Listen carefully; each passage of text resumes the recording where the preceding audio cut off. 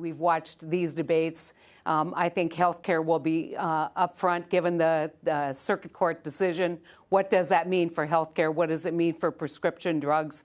I think there's going to be an interest in kind of changing the subject from yesterday's activity and starting to talk about how you would run the country differently or different from this president. And so, you know, what I hope we're going to see is more contrast, not between the candidates, but more contrast with the president.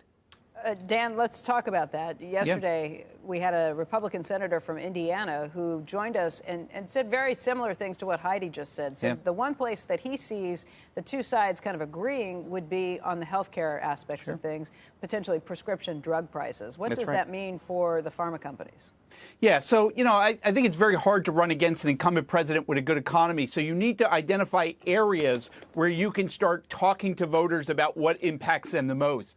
Senior citizen women is a key demographic for President Trump. He needs it to win the election. And their number one issue is prescription drug prices. So in this budget that is going to pass the Senate today, it sets up a 5-month kick to May and tries to create a deal for surprise billing, prescription drugs, and maybe some other smaller health care initiatives. And I think that's something that could happen on the legislative activity, given that's what moderate Democrats need to win in their districts and President Trump needs to win in key states like Florida. So the politics align. It won't be easy to do, but those are the types of areas that the Democrats are going to need to identify to run on in an environment with a 3.5% unemployment rate. And let me make this one point, and I think it's critical, is that the Democrats aren't talking about the economy. Just getting them to that will be a big step forward. And I've been surprised by how little talk there's been about it so far in the debates. Hey, Dan, who do you think this really motivates? We had this conversation at the top of the show.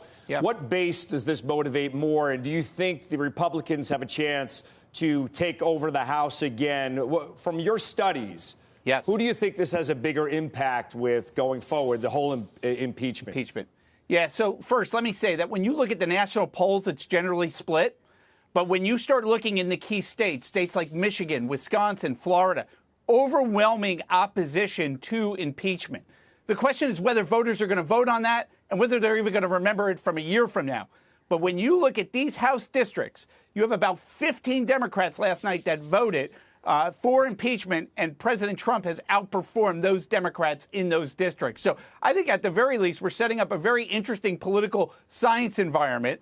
And whether it actually translates into the Republicans winning 19 seats, that may be a little bit difficult. And it really matters who the Democrats nominate. If you nominate a Democrat talking about wealth taxes, it's going to be very hard for the House Democrats to hold Orange County, California, Short Hills, New Jersey, McLean, Virginia.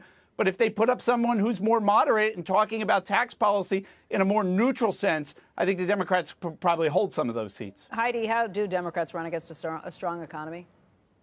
You know, I think that what you've got to do is drill down and not look at the macro numbers, but look at what's happening at the kitchen table level.